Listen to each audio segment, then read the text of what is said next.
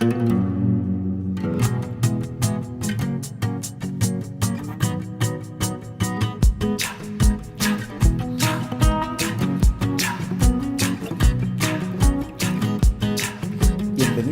a su clase número 4 de estrategias de intervención. Dijimos en la última sesión que íbamos a comenzar aquí, que íbamos a comenzar no respondiendo a la pregunta, sino que más bien tomando en consideración este esquema para entender lo que estamos haciendo en estrategias de intervención. Pues ya estamos cerrando prácticamente la unidad número 1. Y dice que nuestro centro de estudios es la organización. Ese es nuestro objeto de estudio. En este nos estamos concentrando. Nuestro tema es la organización.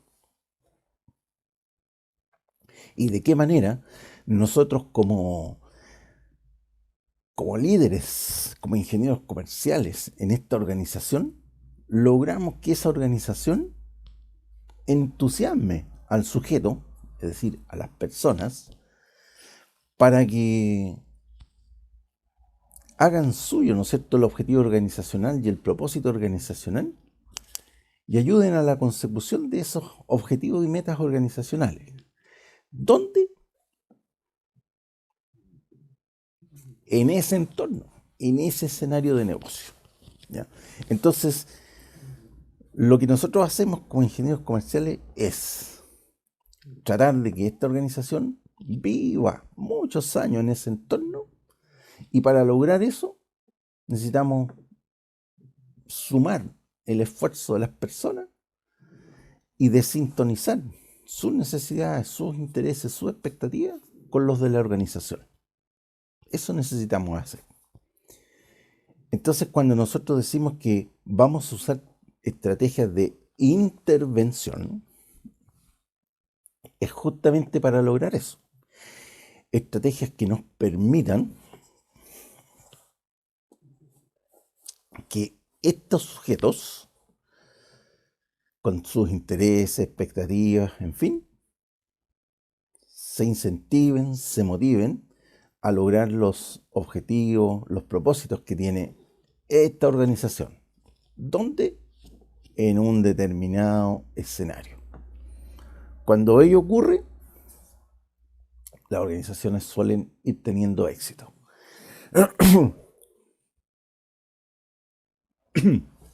Cuando ello ocurre, las organizaciones suelen tener éxito, pero también ese éxito se traduce en que las personas, vale decir, estos sujetos, se sienten felices, se sienten contentos o sienten que están obteniendo una justa recompensa. Hoy día esa justa recompensa se rankea, ¿no es cierto?, a través de lo que dijimos en algún minuto que se llama el Best Place to Work, el mejor lugar para trabajar, o también algunos le llaman el Great Place to Work, el gran lugar para trabajar. Bueno, da lo mismo, pero en el fondo es un lugar donde yo me siento bien trabajando, ¿ya? De eso se trata. Y nosotros tenemos que entender para poder hacer una buena conducción de la organización, nosotros debemos entender que es necesario, diría yo,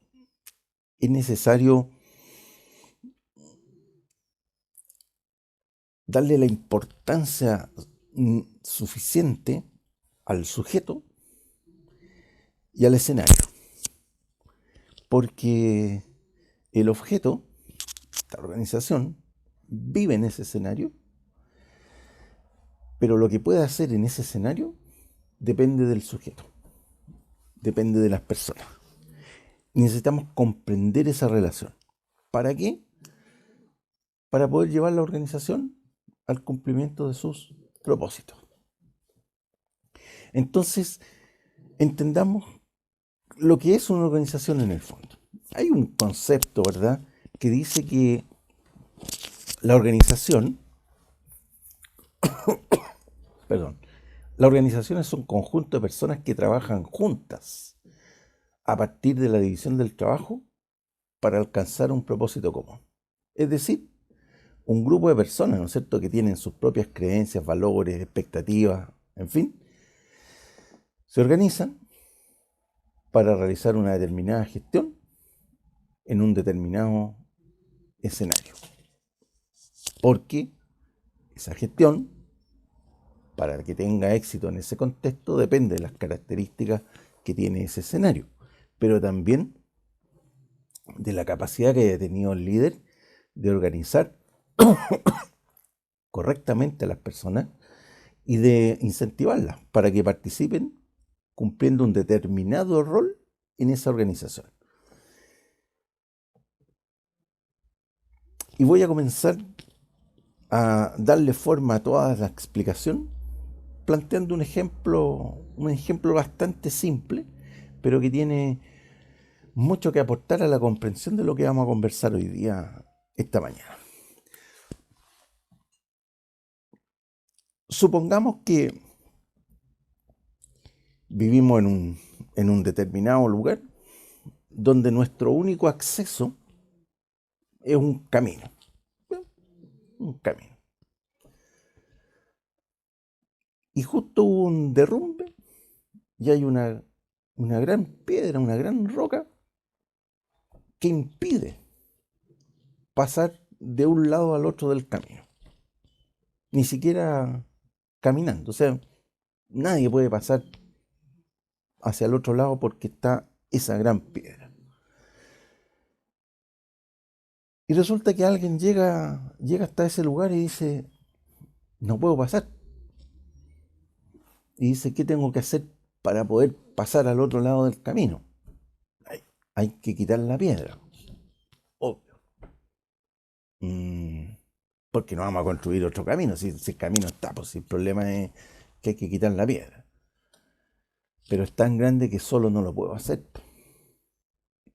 Entonces, fíjense ustedes que una persona, con sus creencias, sus valores, sus expectativas, sus necesidades, la necesidad en este caso de cruzar el camino,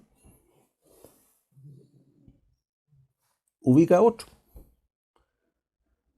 que a lo mejor vive en el mismo lugar y que también tiene la necesidad de pasar, o los que están en la necesidad de salir, algunos ingresar al lugar, otros salir del lugar, ya. Y dice, oye, ¿por qué no tratamos de mover esta piedra que está obstaculizando el paso en este camino? Y nos damos cuenta de que la necesidad individual, esto de querer pasar de un lugar a otro, no es solamente de una persona, sino que son de muchas personas. Y nos damos cuenta de que esa necesidad individual se puede transformar en una necesidad colectiva. Y que la única manera de satisfacer esa necesidad individual es a través de la participación de muchas más personas. Porque solo yo no puedo hacer lo que hay que hacer para satisfacer mi necesidad. ¿Qué es lo que quiero lograr yo? Pasar de un lado al otro del camino. ¿Lo puedo hacer solo? Porque para pasar de un lado al otro del camino hay que mover la piedra. ¿Lo puedo hacer solo? No. Entonces, dependo que lo que yo quiero lograr también otros me ayuden a lograrlo. Entonces, para pasar de un lado al otro del camino, necesitamos mover la piedra. Y solo no lo puedo hacer, por lo tanto, necesito que alguien más me ayude. Y cuando un objetivo individual, perdón, se puede cumplir a través de el concurso de otras personas, significa que ese objetivo pasa a ser un objetivo colectivo. Y para ello necesitamos que ese grupo de personas se puedan organizar. ¿Organizar para qué? aquí dice para gestionar, en este caso para ejecutar una determinada tarea o un conjunto de tareas que finalmente nos permitan despejar el camino. Claro, o sea, hacer un algo en ese contexto que nos permite ahora pasar de un lado al otro en ese camino. Y en esta tarea, que insisto, mi objetivo individual ya se transforma en un objetivo de un grupo de personas que ahora están organizadas para lograr cumplir ese objetivo. Pero puede que hayan personas, puede que haya algún individuo que no pueda participar de la actividad de mover esa piedra, de empujar la piedra, pero sí puede participar haciendo o ejecutando alguna tarea que sea complementaria, pero complementaria e importante para cumplir el objetivo de mover esa piedra del camino. A lo mejor hay una abuelita, ¿no es cierto?, que igual que nosotros necesita pasar de un lado al otro del camino, pero no puede empujar la piedra porque es una abuelita muy viejita. Ya. Entonces, la abuelita dice, bueno, como veo que esto va para largo, voy a traer unos sanguchitos. Y voy a traer cafecito, porque me van a estar trabajando toda la noche. Y resulta que los sanguchitos y el cafecito que trae la abuelita, a lo mejor, ¿cierto?, trae un vasito de chicha, lo que sea, ¿ya? Pero es una abuelita consciente, dice, no, aquí lo que se necesita es cafecito y unos buenos sanguchitos. Fíjense que lo que está haciendo esa señora no es empujar la piedra, pero es re importante lo que ella hace, proveer en este caso alimentación para los que sí están empujando la piedra. Y su tarea es una tarea complementaria, no es la tarea más importante que se está ejecutando, pero si no hay, si no hay que comer, ¿no es cierto?, ni que tomar, los que están empujando la piedra a lo mejor se van a cansar, se van a agotar y a lo mejor no pueden cruzar para el otro lado para ir a comer, no sé. Entonces es importante lo que está haciendo la abuelita, súper importante, súper importante. Y a lo mejor hay una persona que tampoco puede empujar la piedra, pero dice, mira, yo tengo un camión con el que a lo mejor, y él aporta tecnología. Y hay otro que dice, mira, yo tengo un tractor, y otro que dice que yo tengo unas cuerdas, en fin. Entonces hay algunos que aportan otras cosas, pero que ayudan al cumplimiento de la tarea. Porque aquí todos lo que todos quieren es que se despeje el camino. Entonces, ese grupo de personas están organizadas. No significa que la organización implique que todos hacen la misma tarea. Algunos empujarán la piedra, otros aportarán tecnología, algunos aportarán alimentación, otros vigilarán y dicen, no, por aquí no, en fin. Cada uno cumple un rol, tan organizado. Entonces, en esa organización que se han dado ellos, han definido tareas. Lo que va a hacer uno, lo que van a hacer otros. Y emprenden aquellas tareas. Ejecutan dichas tareas para lograr un resultado. ¿Dónde? En ese contexto en el que están trabajando. ¿Ok? Quedémonos con ese negocio. Esa es nuestra empresa, sacar esta piedra del medio del camino. Entonces dice que conceptualmente una organización, dice, un conjunto de personas que trabajan juntas a partir de la división del trabajo para alcanzar un propósito común. Listo, tenemos que quitar la piedra del camino. Y dice, ¿no es cierto?, derivado de este concepto de organización, que lo más complejo que puede hacer un ser humano es trabajar buscando la cooperación de otras personas. Es difícil, porque todos tenemos expectativas distintas a lo mejor, todos tenemos gustos, preferencias que son diferentes, valores que no son los mismos, pero que da una determinada situación, es bueno subordinar todo eso en pos de un propósito superior, que es el propósito del grupo. Pero hacer eso, lograr, ¿no es cierto?, esta voluntad de que las personas subordinen sus intereses particulares en pos de la consecución del interés grupal, es difícil. Entonces se requiere ahí alguien que sea especialista en dirigir personas. ¿Y quiénes son los especialistas en dirigir personas? Los ingenieros civiles en metalurgia, los ingenieros civiles electrónicos. No, los expertos en dirigir personas son los ingenieros comerciales. No. Entonces requerimos en esta primera cuestión de tratar de armonizar la complejidad que significa que las personas cooperen. Requerimos de alguien que sea capaz de hacer eso. Nosotros, para eso nos estamos formando. Segunda cuestión derivada del mismo concepto. Dice que estos instrumentos sociales que sirven para el esfuerzo colectivo logre objetivos inalcanzables de forma individual. Jugamos una segunda función importante los ingenieros comerciales. Tenemos que decirle a las personas y tenemos que hacer que ellos entiendan que si no aportan, ni él, ni su familia, ni nadie se va a beneficiar. ¿Por qué? Porque si no se mueve la piedra en el camino, nadie puede pasar.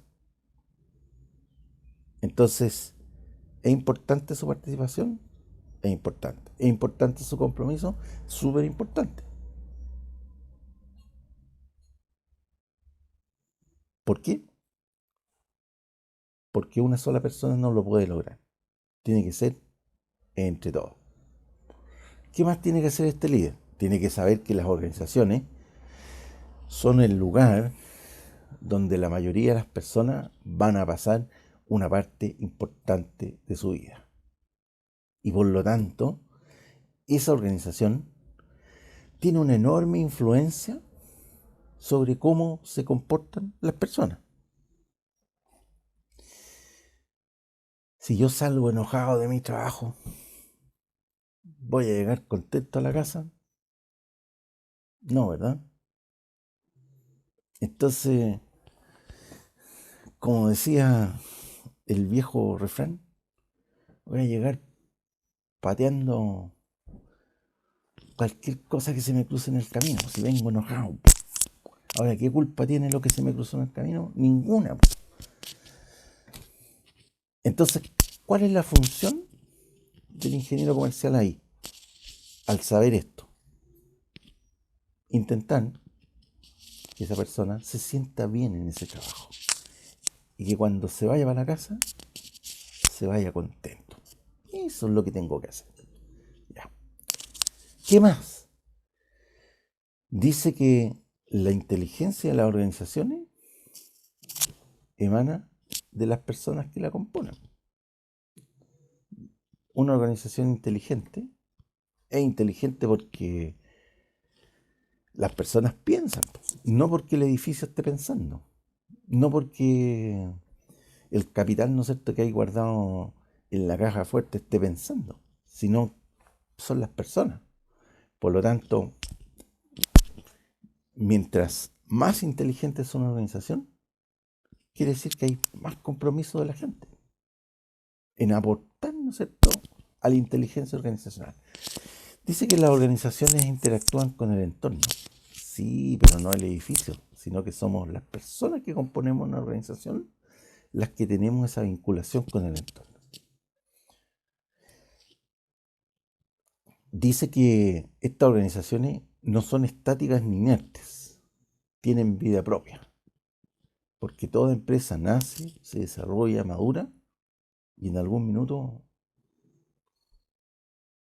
dejan de existir.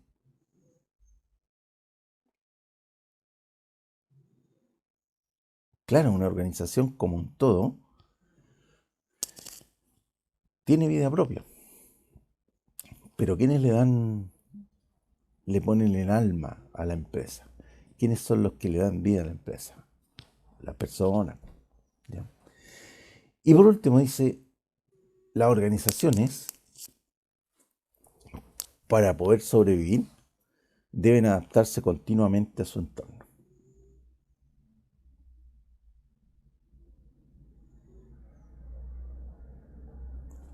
¿Quiénes, perdón, ¿quiénes son los que ayudan a la organización a adaptarse continuamente a su entorno? ¿Quiénes son los que hacen ese trabajo? Las personas que trabajamos en las organizaciones. Entonces dice aquí lo siguiente, dice que toda organización busca entregar algo a su entorno, porque toda organización cumple un propósito. Yo tengo un negocio donde vendo papas fritas, esa es la salida, ¿no es cierto? Papas fritas. ¿Para quién? Para la sociedad, para los que son mis clientes. Bien. Tengo un proceso productivo, ¿no es cierto? Donde hago las papas fritas. Ya. Pero para hacer las papas fritas necesito ingresar un montón de cosas. Entonces necesito papa, necesito aceite, necesito, mis insumos, que los transformo finalmente, o que me permiten o me ayudan a transformar la papa, que viene cruda, en una papa que está frita. Ya, ese es el negocio que yo tengo. Entonces tengo que entender que mi organización es un sistema abierto y que se relaciona con mi entorno. Se relaciona en lo que yo entrego como salida y se relaciona en lo que yo ingreso como parte, ¿no es cierto?, de mis insumos, como parte de mi entrada. La Escuela de Ingeniería Comercial. Listo, aquí está la Escuela de Ingeniería Comercial. ¿Qué hacemos nosotros como Escuela de Ingeniería Comercial? ¿Cuál es nuestro producto terminado? Ese producto terminado se llama ingeniero comercial. Entonces, aquí hay un proceso productivo. Ustedes hoy día están en ese proceso productivo. Están siendo transformados en ingenieros comerciales. Ustedes solitos llegaron aquí y dijeron, ya, yo quiero someterme a lo que van a hacer estos profes y ya, listo. Pero para la Escuela de Ingeniería Comercial, ¿ustedes qué son? Ustedes no son el cliente. Si lo que nosotros vendemos son ingenieros comerciales, ¿a quién se los vendemos? ¿A quién se los entregamos? Se los entregamos a la sociedad. En esa sociedad hay empresas, hay instituciones gubernamentales, hay instituciones con y sin fines de lucro, hay todos aquellos que requieren a alguien tremendamente capacitado para dirigir esa organización. ¿Quién les entrega eso? Nosotros, la Escuela de Ingeniería Comercial. Nosotros, así pónganlo entre comillas, que vendemos ingenieros comerciales. ¿Y qué necesitamos para poder vender ingenieros comerciales? Necesitamos un chico, una chica, ¿no? ¿Verdad? Para transformarlo en ingeniero comercial. Entonces, ¿qué fueron ustedes en su minuto? Un insumo. Si no son el cliente de la escuela, ustedes son el insumo de la escuela de ingeniería comercial. Si mi cliente es el que me compra ingenieros comerciales, ese es mi cliente. Y tengo que satisfacer la necesidad de quién? De ese, del que me compra mis ingenieros comerciales. Por lo tanto, los que estudian ingeniería comercial, ¿qué son? El insumo que yo estoy transformando en ingeniero comercial. Claro que son un insumo especial. Son un insumo que hay que incentivar a que quieran ser insumos nuestros, porque podrían ser insumos de otra institución. Entonces, yo tengo que convencer, tengo que venderle a ustedes la idea, como escuela de ingeniería comercial, de que se vengan a transformar aquí y no en la que está un poco más allá. Ok. Dice que como organización formamos parte de un sistema mayor y que poseemos fronteras que son permeables a las condiciones de ese entorno. Y por lo tanto, lo que, lo que ingresa y lo que sale de la organización tiene un impacto. Tiene un impacto. Dice que estamos constituidos como organizaciones por partes menores que generan un todo. Y ese todo no es la simple suma de las partes, sino que es un todo que es mayor que la simple suma de las partes. Porque nos preocupamos de qué cosa, de que al interior se produzca una sinergia. Toda organización, dice, actúa en un entorno determinado y su existencia, su supervivencia en ese entorno depende de la manera en cómo esa organización se relaciona con ese entorno.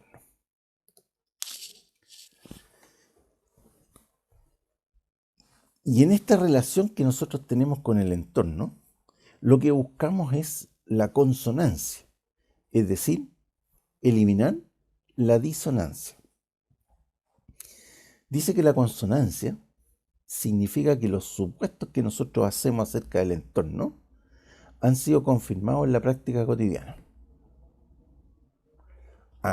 Está diciendo que como empresa interpretamos y tratamos de entender cómo es el entorno.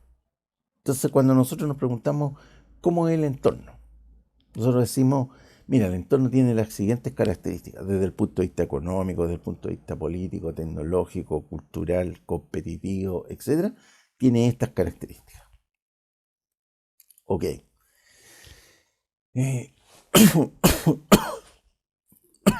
Perdón. Nosotros decimos, lo que esperamos es que en nuestro entorno, dadas todas estas condiciones, aumente la demanda en nuestro entorno. Ya. Nosotros esperamos que, dadas todas las condiciones, no se vuelva a caer otra piedra y no obstaculice el camino. Ya, eso esperamos nosotros. Bien. Eso que nosotros esperamos, eso que nosotros estamos visualizando a futuro, aquellas predicciones que estamos haciendo acerca de lo que va a ocurrir en el entorno, ¿son así o en realidad estoy muy lejos de lo que realmente va a ocurrir? Cuando estoy muy alejado de la realidad, se dice que lo que pasa en el entorno es disonante con lo que yo intuyo que ocurre en el entorno. ¿Quién me puede ayudar a entender mejor el entorno de una empresa? Las personas. Ahora, ¿qué tipos de personas? Las que mejor me pueden ayudar a entender el entorno son unas personas que se llaman ingenieros comerciales. Eso saben mucho. Pero lamentablemente, cuando yo trato de entender el entorno, eso es lo que estoy haciendo, percibiendo el entorno. Y si no estoy lo suficientemente entrenado, no voy a ser capaz de percibir todo lo que hay en el entorno. Doy un ejemplo de por qué es importante estar bien entrenado, de por qué es importante ser ingeniero comercial para mirar el entorno a no serlo.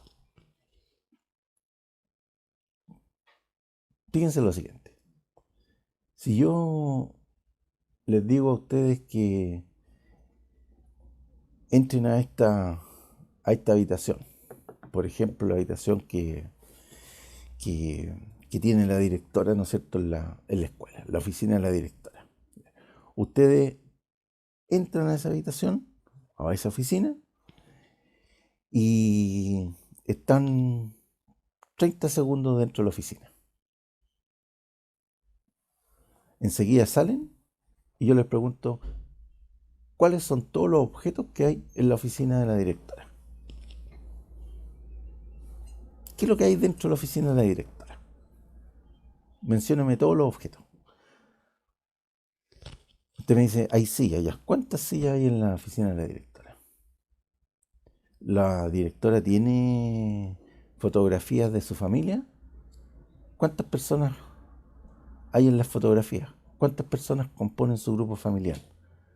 ¿La profesora tiene colgado diplomas de lo que estudió? ¿Y qué estudió? ¿Qué grado académico tiene? ¿Qué título profesional? ¿Hizo algún posgrado? ¿Dónde lo hizo? ¿En qué año?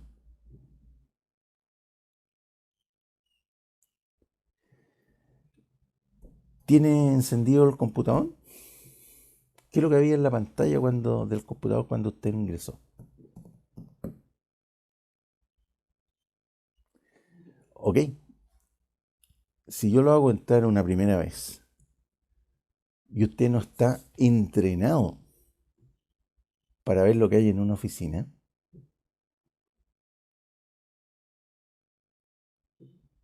y lo hago entrar una segunda vez cuando yo lo he entrenado para ver lo que hay en una oficina,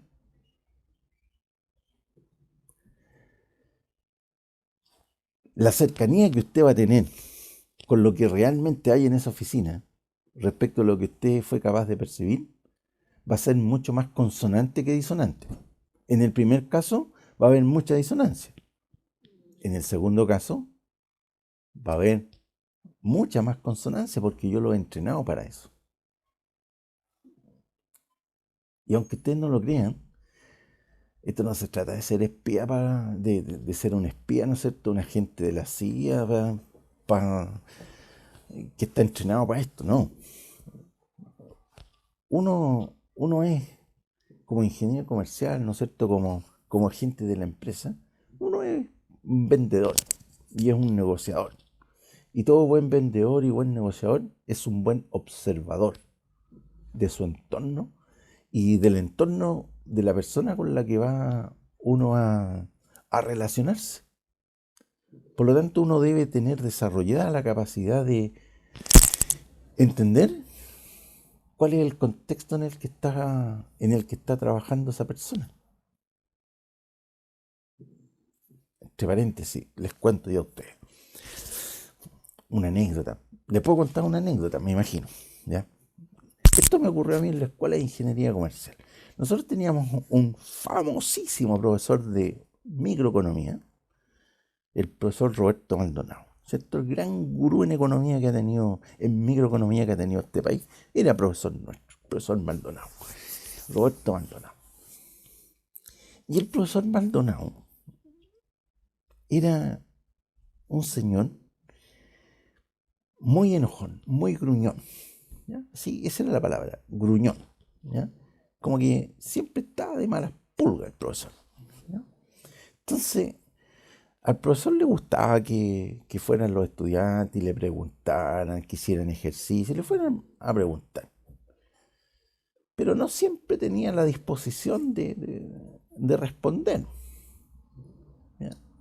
Como les digo, era gruñón el profesor, era bien especial el caballero. Me tocó a mí, po. Yo estaba primer año de la carrera, primer año. El profesor me hacía clase de fundamentos de economía. Voy a la oficina del profesor y veo que el profesor tenía colgada en su oficina, detrás de su escritorio, detrás, justo en la cabecera del sillón, justo detrás de donde él estaba sentado, tenía colgado un banderín, ¿ya?, de la Universidad de Harvard. Y yo cuando logro entrar a la oficina del profesor, porque te atendía así, tú miráis de la puerta y, ya, y me dijo, ya pasa, ya, sí, bien, bien enojado, ya pasa. Yo lo saludé al profesor y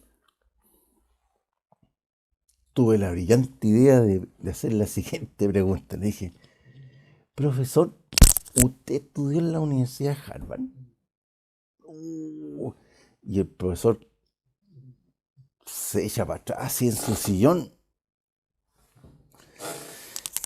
y me dice, mira pájaro, porque a todo el mundo le decía pájaro o pájara, ¿ya? Mira pájaro, me dice. Y me empezó a contar su historia de cuando él había estudiado en Harvard. Ese día me transformé en una persona, un estudiante que el profesor identificaba perfectamente. O sea, no fue un NN a partir de ese minuto. Y el profe me agarró buena.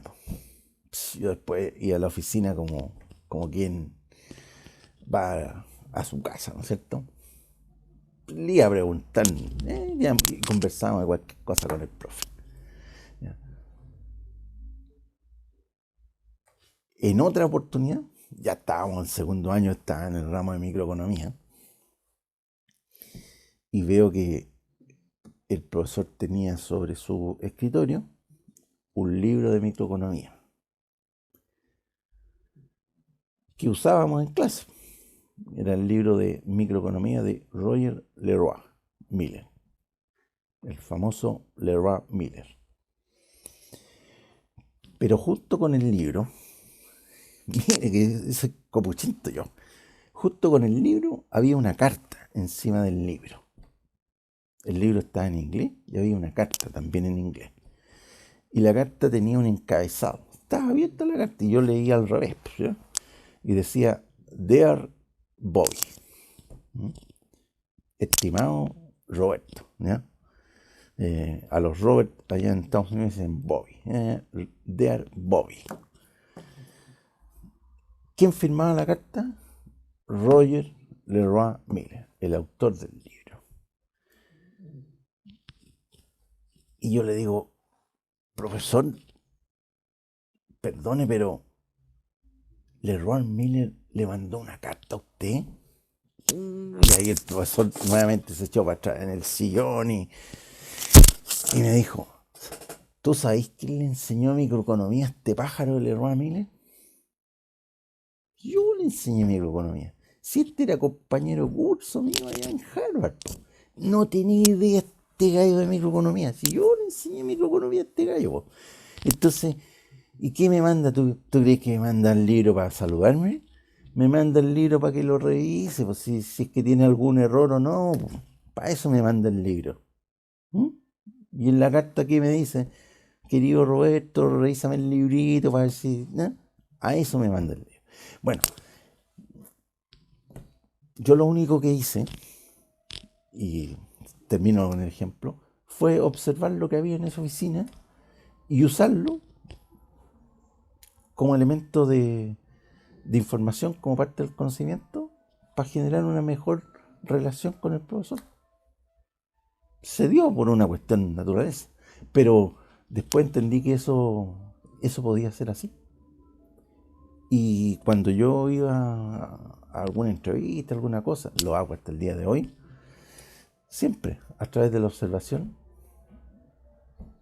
uno se da cuenta de que hay elementos que uno puede usar para generar una mejor relación con las personas. Entonces, por ejemplo, que de repente uno ve que alguien tiene unos niños por ahí en una fotografía, o tiene un perrito, un gatito, en fin.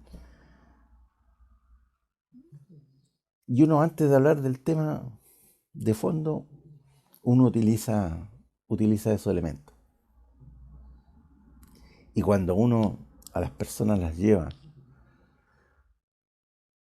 a hablar de cosas que para ellas son importantes y que son sobre todo agradables para ellas, es como que abrieran las puertas de par en par,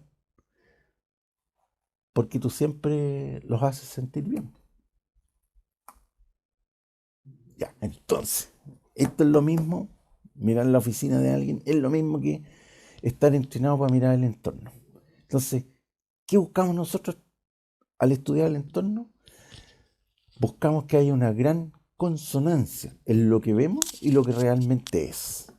Porque tenemos que entender el entorno. ¿Cómo? Ya, ¿qué va a pasar? Porque no siempre miramos el entorno en el corto plazo. Nosotros estamos mirando el entorno para cumplir objetivos en el mediano a largo plazo. Entonces, como yo quiero alcanzar un objetivo, por ejemplo, un objetivo comercial, un objetivo de venta de aquí a 8 meses más, a julio del próximo año, a 10 meses más, yo tengo que saber cómo se va a comportar la economía de aquí a 10 meses más.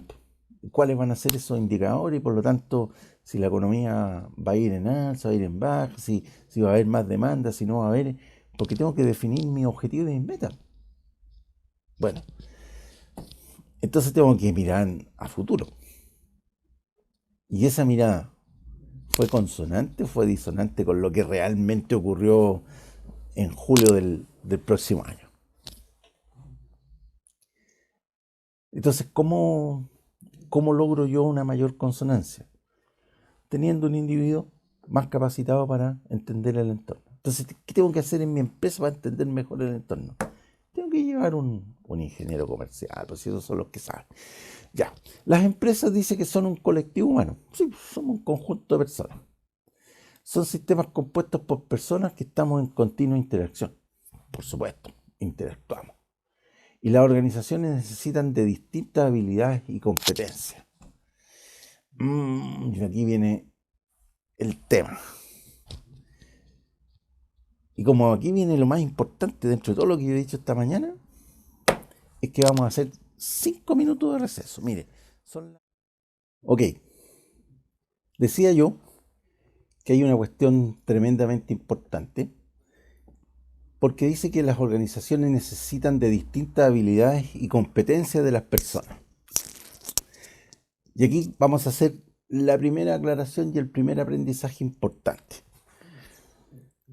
Las personas son las que poseen las habilidades, son las que poseen las competencias, y esas habilidades y competencias de las personas se llaman recurso humano.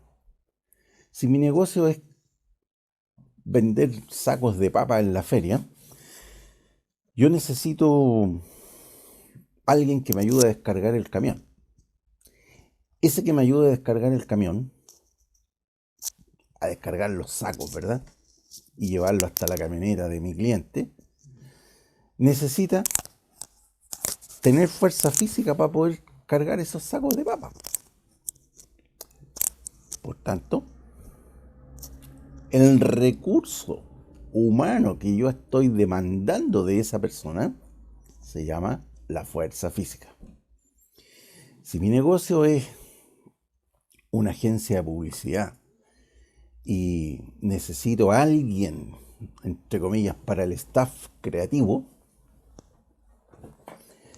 quiere decir que ando buscando una persona que me aporte un recurso humano que se llama creatividad. Ese es el recurso humano que anda buscando esa persona, creatividad.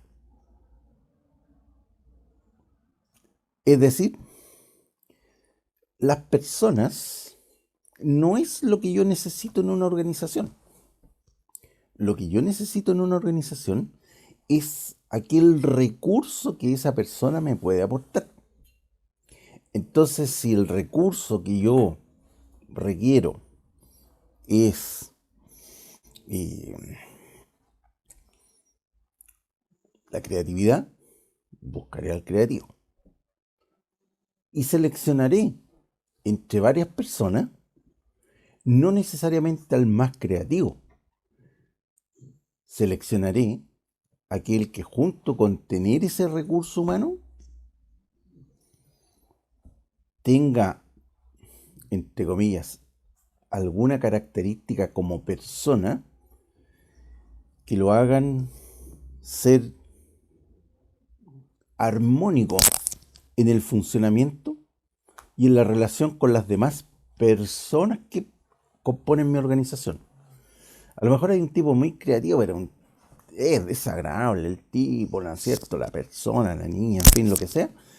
Y voy a contratar alguien problemático y que lo único que va a generar me va a echar a perder el ambiente dentro de la organización.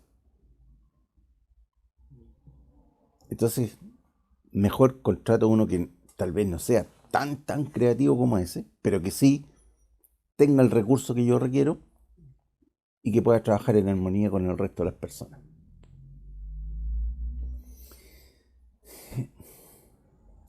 Entonces, claro, yo contrato personas, pero lo que yo espero de esa persona es que pueda aportarme el recurso que necesito. Si queremos sacar la piedra del camino ¿no es cierto?, que está obstaculizando el paso, y lo vamos a hacer solamente con personas, ¿qué recurso requiero de ellos? Que tengan alta fuerza para que me ayuden a empujar la piedra. Y la abuelita que no puede empujar la piedra, pero puede preparar comida para que los que están empujando la piedra tengan energía, ¿no es cierto?, y tengan fuerza. Es una tarea complementaria. Ujú. Entonces, ¿esa comida exquisita la podría preparar otra persona? Por supuesto que sí. Entonces, quién puede, quién puede aportar mejor el recurso humano? Esa es una cuestión. Lo segundo, ¿cuál de todos los que puede aportar bien ese recurso humano sintoniza mejor con la cultura de mi organización? ¿Con el perfil que tiene mi organización? Ya. Por lo tanto, yo también requiero ahora, además de haber incorporado este recurso humano, coordinar, coordinar las diferentes actividades en pos del objetivo común. Es decir, tengo que generar una armonía en la ejecución o en la operación del recurso humano que me están aportando las personas. Segunda cuestión importante.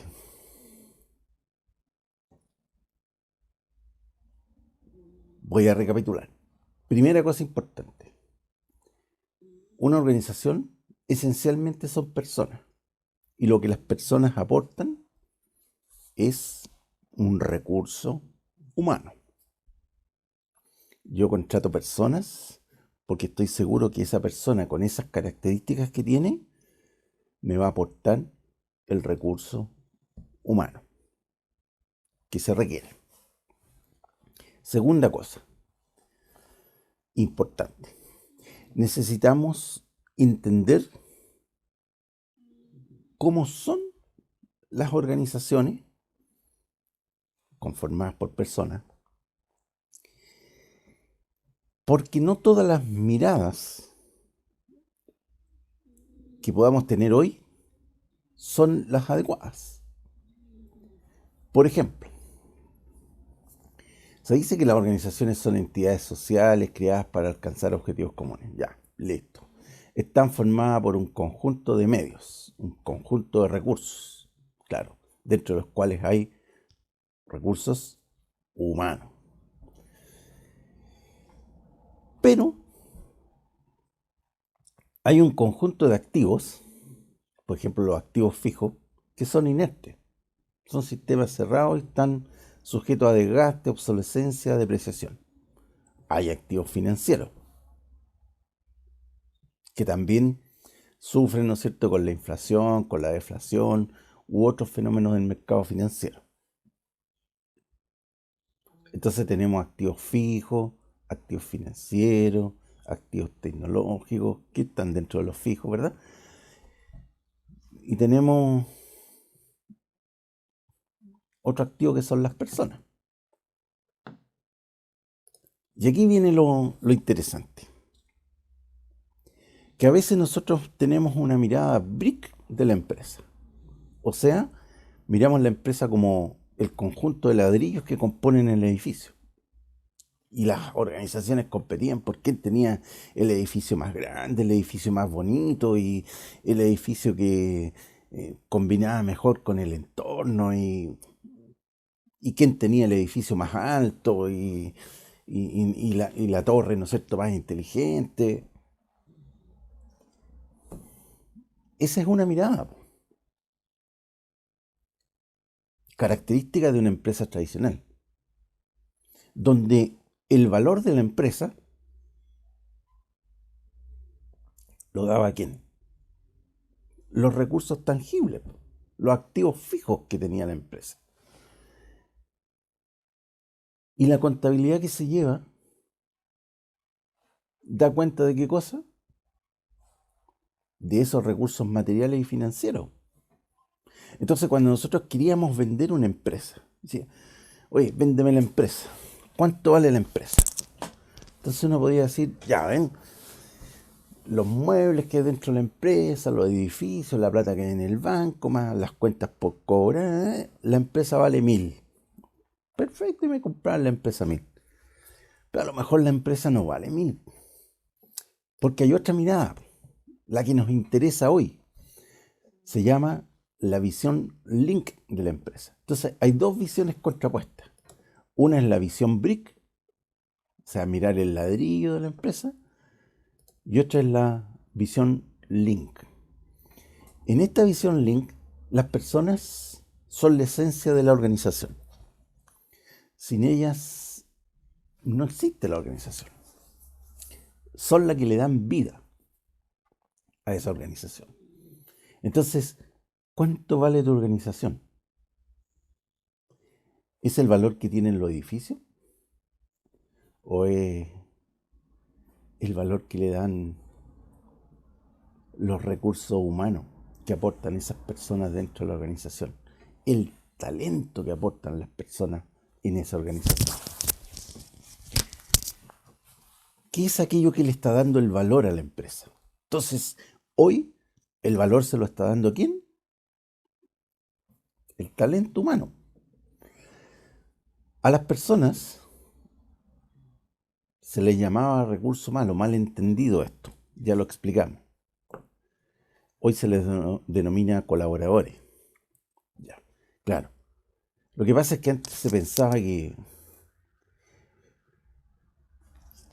había que meter personas dentro de la empresa para que funcionara. No, si lo que hay que meter son personas que aporten un determinado recurso que solamente esas personas pueden aportar, un recurso humano. Entonces, claro, antes la persona era vista solamente como un recurso, como el recurso humano. Hoy día no. A ese recurso humano hoy día le llamamos talento. Y por lo tanto, ¿por qué se dice que esa persona hoy día es un colaborador? Porque hoy día nos hemos dado cuenta que para que una persona aporte su talento, esa persona se tiene que sentir motivada y comprometida con la empresa.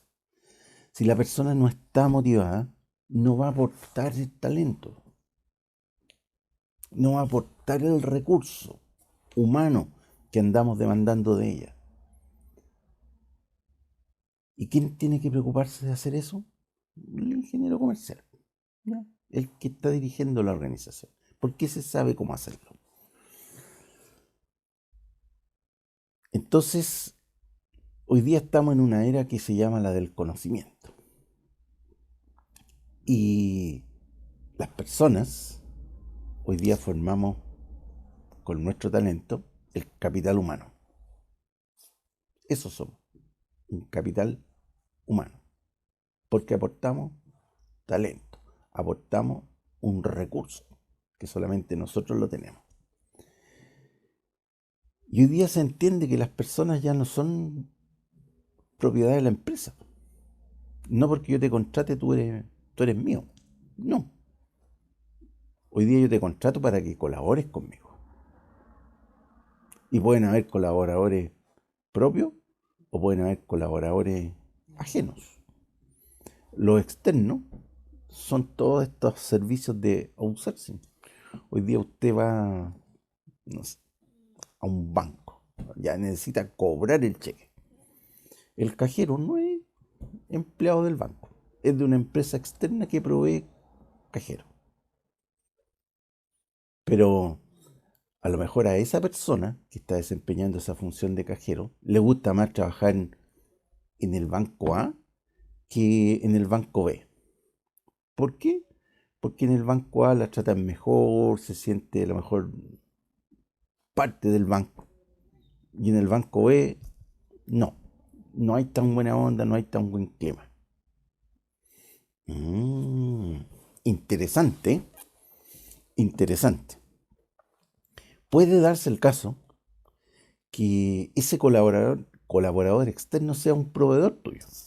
Un proveedor no que te vende un producto, sino que te entrega un servicio.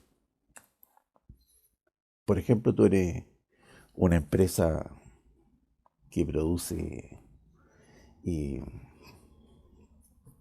semilla y necesita que un apicultor, estos que manejan las abejitas, lleve sus abejas para que haga la polinización de un determinado campo, donde tú tienes plantaditas tus matitas de algo que te van a dar una semilla de, supongamos, semillas de brócoli.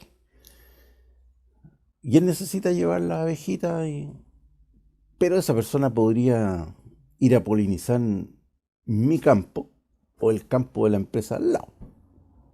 Pero ¿por qué él prefiere trabajar conmigo y no con la empresa al lado? Porque él se siente mejor trabajando con mi empresa. Es un colaborador externo, pero está fidelizado conmigo, porque se siente mejor conmigo. Está más comprometido. Mm. ¿Quiénes pueden hacer eso? Los ingenieros comerciales. En la medida en que nosotros nos damos cuenta de la importancia que tienen estos individuos, nosotros podemos hacer que su talento esté con nosotros. ¿Y qué ha significado, fíjense usted, esta manera distinta de mirar la empresa? Voy a contar voy a contar un, un ejemplo que hace mucho tiempo se dio. Una empresa pequeñita, una cafetería, un día va una persona y le dice, oye, ¿vendí la cafetería? Sí, le dice. ¿Y en cuánto la vende? Supongamos que le dijo, te la vendo en 500. Y el que la fue a comprar la miró, vio todo lo que había en la cafetería. Oye, le dijo, esta cafetería no vale más de 100. ¿Por qué me la vendí en 500? Ya le dice, te vendo la cafetería en 100. Pero no vaya a poder usar el mismo nombre de la cafetería que tiene ahora. Porque el nombre de la cafetería vale los otros 400. Entonces yo te vendo en 100 todo lo que hay aquí. Te vendo los muebles, las cafeteras, te vendo todo en 100. Pero el nombre de la empresa vale 400. Por eso vale 500 esta cafetería. Entonces, ¿qué le daba el valor a esa empresa? Se lo daba la marca, el nombre de la cafetería. No las mesas, ni las sillas, ni... No, porque ahí lo que valía era el nombre, era la marca. Y esta persona sabía ponerle precio a esa marca. Era un activo intangible. Pero la marca había sido importante a través del tiempo y la marca seguía siendo relevante.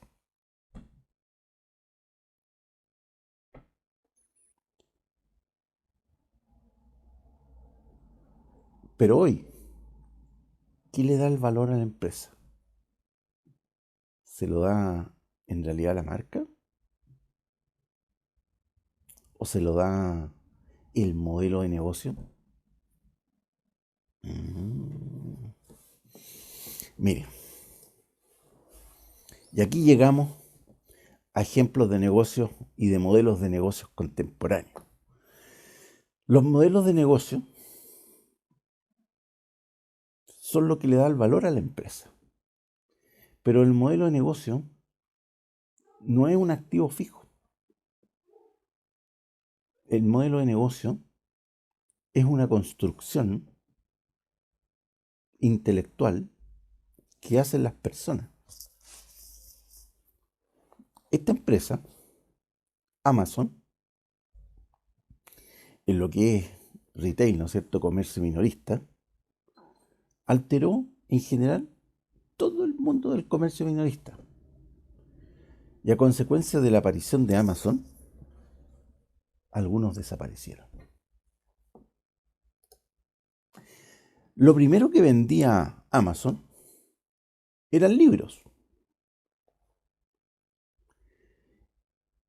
Y en Estados Unidos, el gigante de la venta de libros era esta empresa llamada Barnes Noble. Era un bookstore, ¿no es cierto?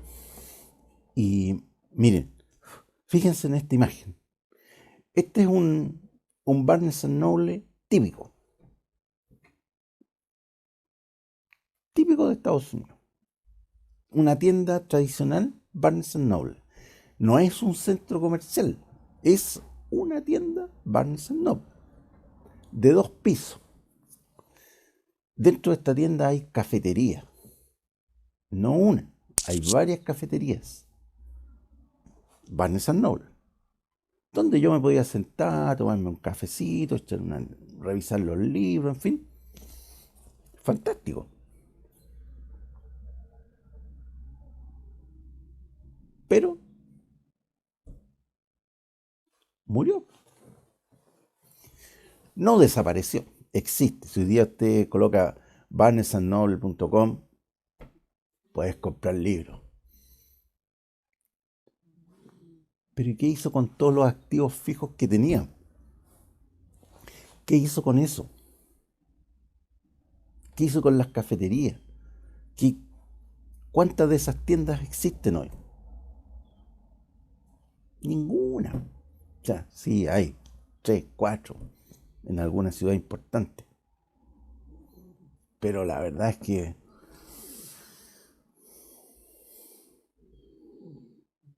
el negocio es el libro. Lo que yo quiero leer. Como le decía al curso a la sección anterior, ya, a mi esposa, por ejemplo, le gustan lo que escribe una autora inglesa que se llama Jane Austen. Entonces, cuando uno iba a un Barnes Noble, lo primero que tenía que preguntar, porque tú entrabas a esa tremenda tienda y no te salía a buscar el libro de la Jane Austen. Ya, tenías que preguntar, oiga, ¿habrá algún libro de este autor? Y te decían, miren, en el segundo piso, en el tercer piso, vaya, listo. Y ahí tú tenías que mirar en la estantería y podías estar toda la mañana tratando de encontrar el libro de la...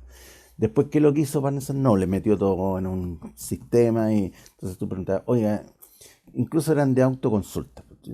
Tú colocabas en el computador ahí el nombre Jane Austen y te decía ubicación, estantería 14, pasillo 4. ¿Ya? Y ahí tú ibas y estaban los libros de... Y ahí tenías que buscar el que tú querías.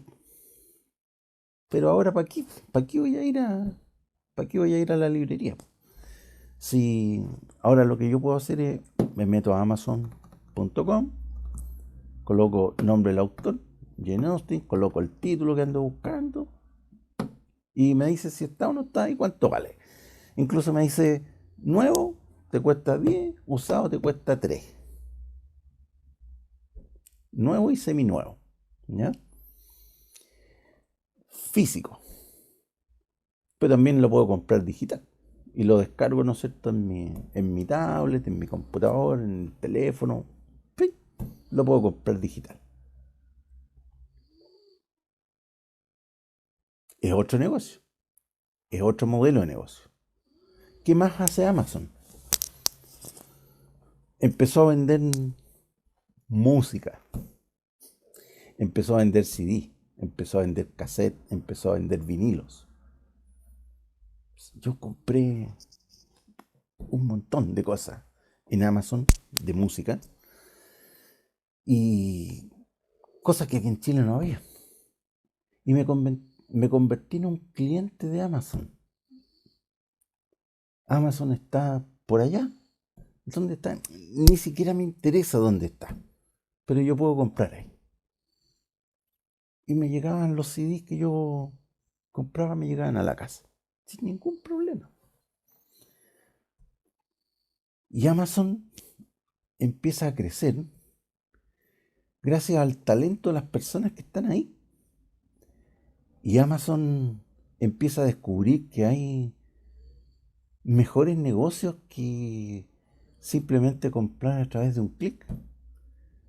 Amazon se da cuenta, por ejemplo, que vender libros no es el negocio. El negocio es producir el libro, no escribirlo, sino que el negocio es el de la editorial del libro, ser el editor del libro. Entonces, cuando Philip Kotler escribía para la editorial Prentice Hall, ¿qué es lo que dijo Amazon? Oye, ¿por qué no escribe el mismo libro, pero en mi propia editorial? ¿Para qué voy a vender? Mire, yo vendo tantos libros, pero ¿para qué voy a vender los libros de Prentice Hall? Mejor vendo los libros Amazon.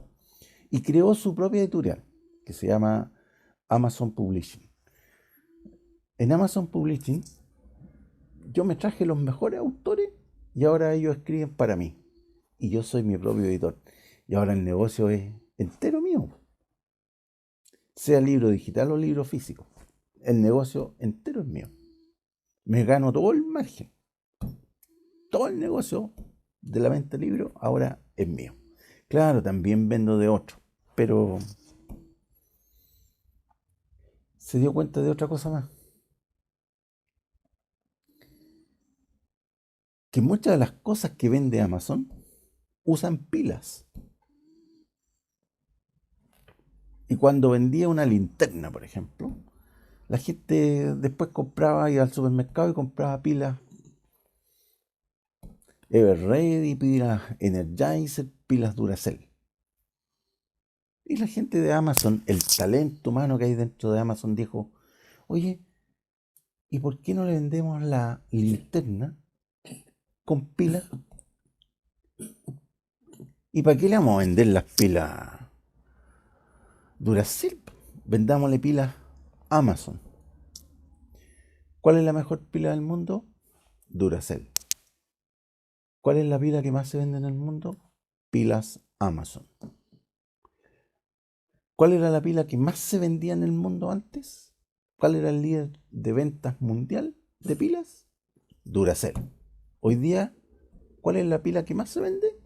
Amazon. Genial, genial. Estoy haciendo una sinergia. Bueno, pero ¿a quién se le ocurrió todo eso? ¿Al edificio? Que si, a lo mejor ni tienen edificio. Uber, otro modelo de negocio. El servicio de Uber dice tiene en jaque a los taxistas y está amenazando a todos los sistemas de reparto, a las ambulancias y a los transportistas.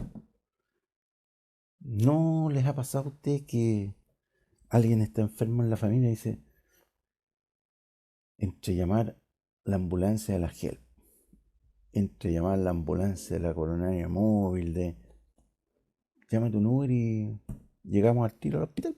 ¿O no?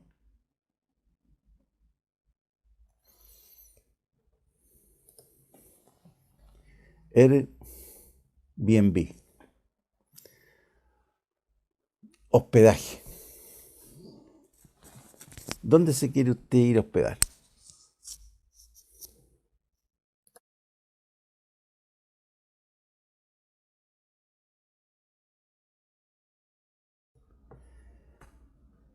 Cuando usted va de viaje quiere, o sea, si usted no va a ir a hacer la vacación en el lugar donde duele, sí, es el entorno, ¿verdad?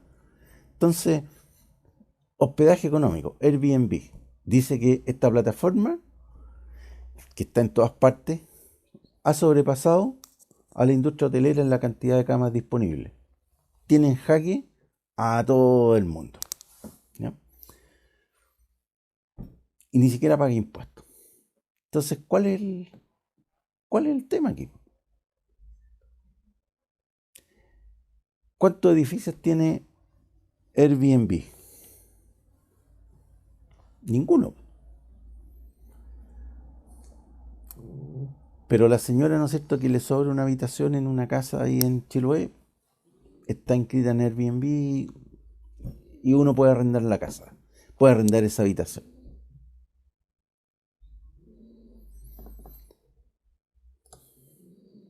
Voy a contar este caso maravilloso.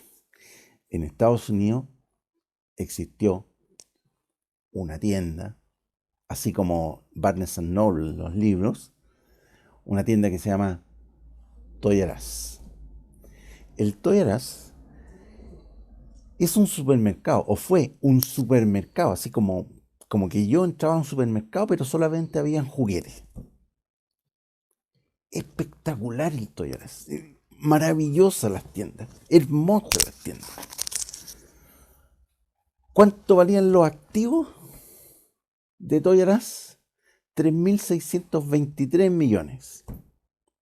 Y apareció un competidor con una cantidad de activos equivalente a 24 millones de dólares, pero cuya capitalización fue de 3.812 millones de dólares, versus los 4.364 millones de dólares de ¿quién? De Toys R Us.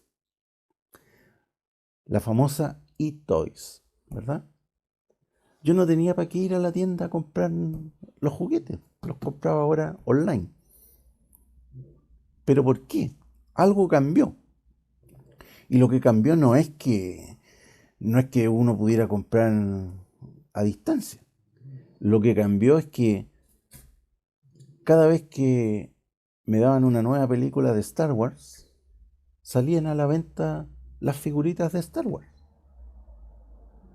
Pero yo ya sabía que existían. Entonces no necesitaba ir a un Toys R Us, ir físicamente a la tienda para descubrir que existían las figuritas. Entonces yo veía una serie animada en el Cartoon Network y yo ya sabía que esos dibujitos que se veían ahí en la pantalla también existían en figuritas físicas. Pero no necesitaba ir a Toys R Us para entender que y para darme cuenta que estaban las figuritas físicas. Porque ahí cambió un concepto, ¿verdad? De que todo aquel personaje que yo veía en la televisión tenía una réplica en figuritas físicas como juguete. ¿Y dónde me aseguraba yo de encontrarlo? Porque si iba a la tienda no sabía si efectivamente iban a estar, porque todos los niños lo querían tener. Entonces, ¿dónde era más probable que yo lo encontrara? En eToys. Entonces, ¿a quién le compraba? A eToys. Porque yo ya sabía que existía. Antiguamente, para darme cuenta que algo existía, tenía que ir físicamente a la tienda.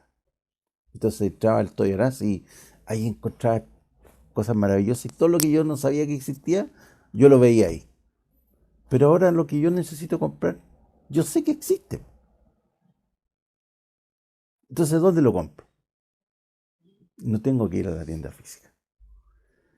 Fíjense la diferencia entre 4.364 millones, que es la capitalización, y 3.623 millones, que son el costo de los activos que tiene.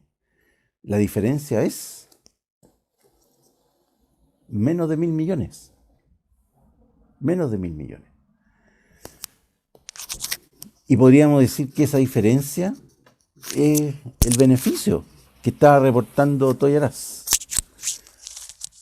Veamos. eToys, 24 millones en activos. La diferencia con los 3.812. 3.782 millones. No, 3.788 millones. Excelente negocio. Pero no crean que eToys la hizo de oro. Claro, ahí sí, en ese minuto sí. Pero ¿cuál era el problema que tuvo eToys? Que solo vendía toys, solo vendía juguetes. Entonces yo hoy día entro a una tienda online y compro cualquier cosa, desde juguete, música, libros, de todo. Pero él se especializó en juguetes.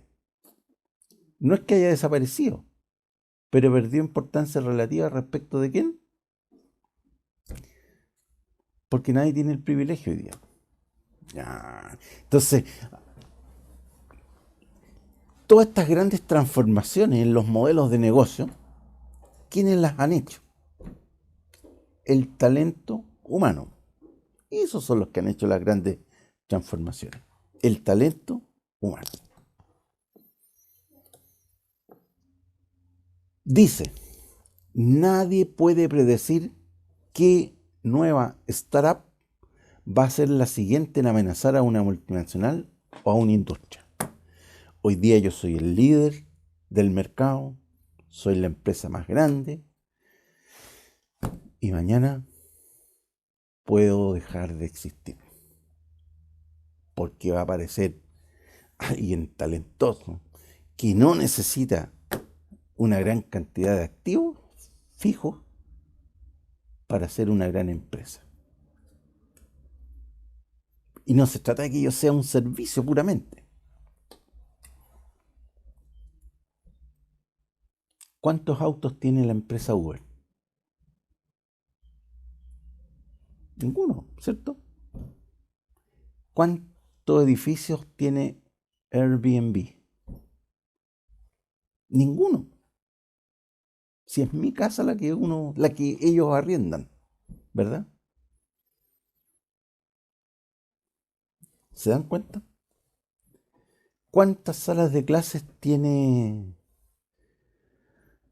este famoso openenglish.com? Ninguna. Ninguna sala de clase. ¿Dónde están los profesores que hacen la clase online? Da lo mismo donde esté el profesor, ¿verdad? ¿Dónde está el estudiante del curso de inglés? Da lo mismo donde esté el chiquillo estudiando, ¿verdad? O el ejecutivo. Da lo mismo. Da lo mismo. ¿Se fijan ustedes cómo hay una enorme transformación en el entorno que han generado los talentos? Y cómo esos mismos talentos de repente no son capaces de advertir que el entorno está cambiando. Y les cuesta adaptarse. Son lentos. No se olviden que ustedes tienen una tarea. Una tremenda tarea. ¿Ya? Que es su primera evaluación. Donde dentro de todas las cosas que tienen ustedes que nombrar, son esta suerte de startup que han cambiado los modelos de negocio en el mundo. Chicos, ha sido un gusto compartir con ustedes. Me alegro que la mayoría esté muy, muy bien. Y cualquier duda, pregunta, consulta que tengan del trabajo, yo voy a empezar a publicar ahora horarios de atención. Y aunque no reserven la hora, pueden igual ubicarme por el correo y nos ponemos de acuerdo, nos juntamos para orientarlos, para orientarlos en la tarea. Chicos, mi abuelita decía colorín colorado, pero el profe dice colorín colorado, la clase por hoy se ha terminado. Será hasta la próxima semana, misma hora, mismo canal, mismo profe. Nos vemos, chicos. Que estén muy, muy bien. Chao, profe. Chao, chao. Chao, profe, Chao, gracias. profesor. Chao, gracias Chao, profe. por acompañarme. Ujú.